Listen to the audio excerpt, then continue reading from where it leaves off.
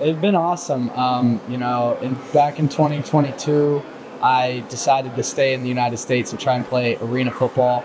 I was out in South Dakota for a couple of months, ended up getting cut right around the beginning of the season, so that was a little tough to deal with. And then the decision to go back overseas was a pretty easy one. I had, obviously a great time the first time I went over, and reached out to some of the coaches from the same league and found a home with the Mullets. So this team was a little bit closer to Paris. The first team I was with, the Cougars, were about 45 minutes outside of Paris. This one was about 10 to 15 outside. So I think you get it's like more younger guys, typically the guys living closer to the center of the city. We had a lot better athletes this year, a lot younger of a team. And I think it was a lot easier for those guys to kind of buy in to what we were trying to do, as opposed to when we were a lot further outside of the city. We were traveling a little further for everything, and so we got definitely more attendance and more participation this year. So you mentioned the age. Is there like a lot of guys that are older playing, or is it a lot of guys that haven't really played that much? Because I don't imagine there's a high school league going on. Right. So when I was with the Cougars, we had guys from age 20 to age 45 on our team. So it was a lot. This last year we had a really young team. Like I said, a lot of our guys were 20 to like 26. So I think that helped me to kind of feel more comfortable with the team. Those guys were a lot more my age than the previous time I was over there. But yeah, they don't start playing tackle football until about age 14, 15 at the earliest. So a lot of these guys are, 5, 6, 7 years into playing, and I've been playing for 20 years, so it's different. Yeah, I think that, the biggest difference for me between college football and professional football overseas is the intelligence, like the football IQ. And it is because they don't start playing until later in their life. So it's kind of a learning curve, learning to play with guys that don't necessarily understand all of the little details that we were taught in high school and in college. But with this team, I think a lot of the guys picked it up really easily. Multiple of them are actually leaving France to go play college football in Canada this next year. So that'll be cool for them. This year we did a lot of like hand signals, stuff you see in high school and in college. So that was a little bit easier, as opposed to like actually calling the play in the huddle and them having to listen and understand what I'm saying. So that was easier. But there were times where I was trying to explain something to somebody and something got lost in translation. And so it is a little difficult sometimes, but like I was telling you earlier, a lot of the guys speak really good English, like fluent English. So they've been learning that since like 2nd, 3rd grade. So it's really easy for them to pick it up. So a lot of the younger guys then are just trying to get experience to maybe get looked at by a college to go to America or Canada or something like that, to maybe get a scholarship or something. Is that kind of what they're kind of, so it's kind of almost their high school experience, but professional. Right. Yeah.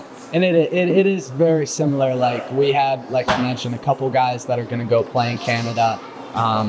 We had a couple kids we played against actually are transferring to a junior college in the United States. So it'll be cool to see like how those guys do and how they play in the U.S. Well, we talked a little bit. You brought up a little bit, but you coach at Denison. So is that kind of? Are you able to bring the style, the European style, into the college world? That things that you may see in Europe, or things you may have seen at college that you can bring over to the European league that might be just a little bit different. Yeah, going back and forth. I think the biggest thing for me is just, so when I went over there the first time, they put me in charge. I was the offensive coordinator of our youth team, and I kind of had the same role this year. And so it's interesting to me to kind of learn how to coach adults and people in French, and then come back and then coach the kids that grew up in the U.S. and have been playing since they were 5 or 6 years old. So I think a lot of the lessons that I've learned from coaching and teaching in France has helped me a lot coaching over here as well. You know, we call it soccer, they call it football. Yeah. Is that kind of like how they grew up? They grew up like we grew up with, you know, Little Leopards, the stuff we flag football we've played since we're, you know, 4 years old. Is that kind of the same thing for them? And then they're just finding out the love of football later in life. Yeah, I almost everybody I talked to either was like basketball and soccer when they were growing up, and then some guys were like, yeah, I just kind of got too big for soccer. And, you know, I realized that wasn't for me, and they just kind of fall into football. And then they realize, you know, hey, this is pretty fun. I get to go actually hit people. So a lot of those guys fall in love with it at a later age.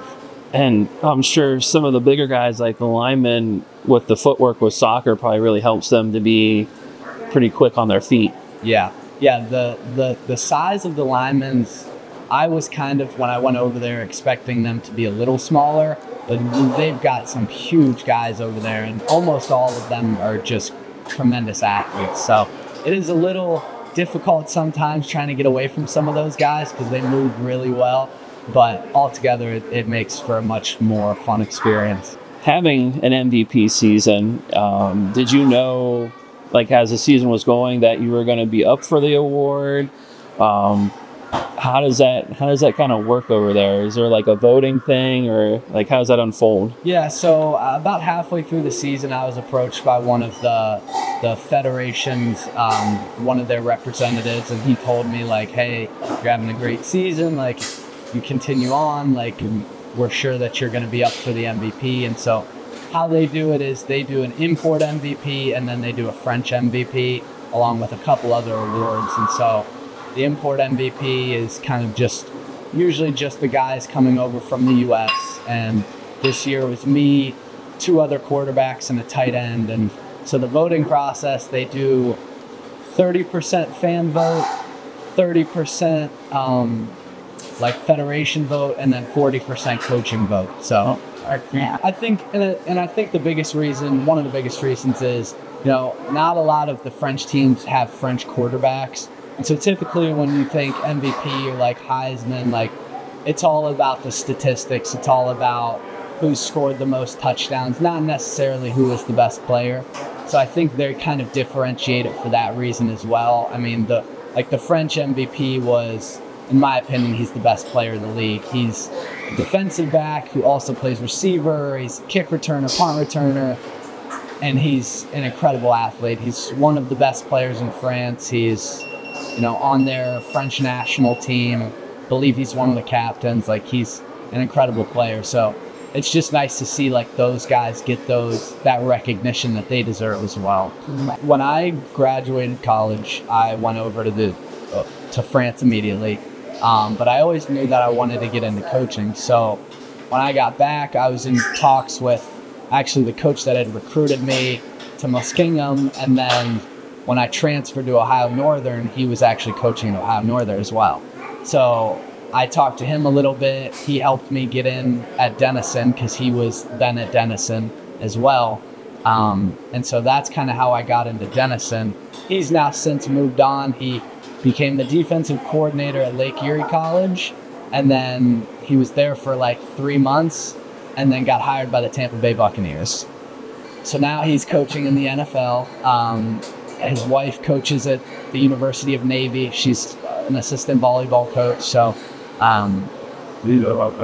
they're doing great. Wow. But yeah, so he got me in at Denison, and they've moved me.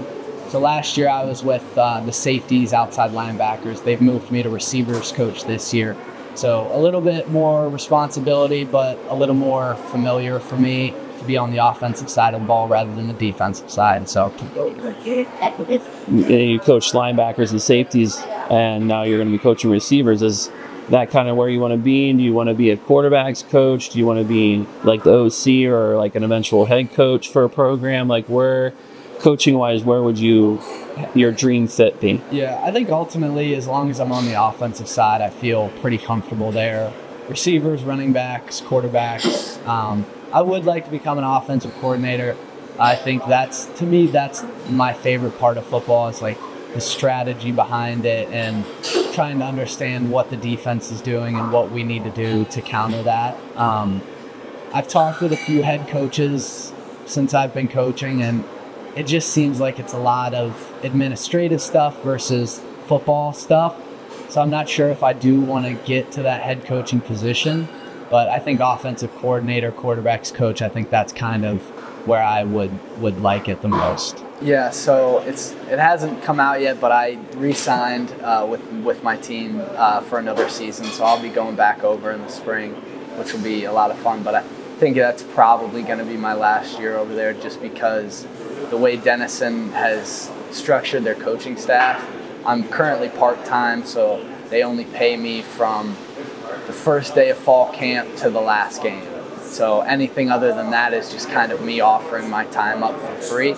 And so it works out perfectly. I can just kind of go over after the season's over, go over season play, and then come back just in time to start up for fall camp again. But I think after I come back next year, whether it be at Denison or at another university, I'd like to find a full-time position. The way they structure the year over there is we have a 10-week season, but a 10-game schedule, I'll say, over like 16 weeks. So we do get a lot of bye weeks in between games, which is nice. And at most, we practice like 3 or 4 days a week. So like we usually practice Monday, Wednesday, Friday, game on Saturday night, and then we're off Sunday, and then we're just kind of back at it, Monday, Wednesday, Friday. What is your ideal favorite play to run? So it's called dagger concept. So usually you've got a slot receiver running kind of a seam right down the middle of the field. Your outside receiver is like on a dig at like 12 to 14 yard in. And then you have something on the backside with like a comeback or a curl. And then you're releasing the running back to the flat. I think for me that play is like, it's got an answer to any defense. If they're in cover 3, throw the seam. If they're in cover 2, you can throw the dig. If they're in man, you can throw the comeback. And then if they're just dropping everybody out or they're blitzing a lot of people, you can throw it down to the running back and kind of get yards on that. So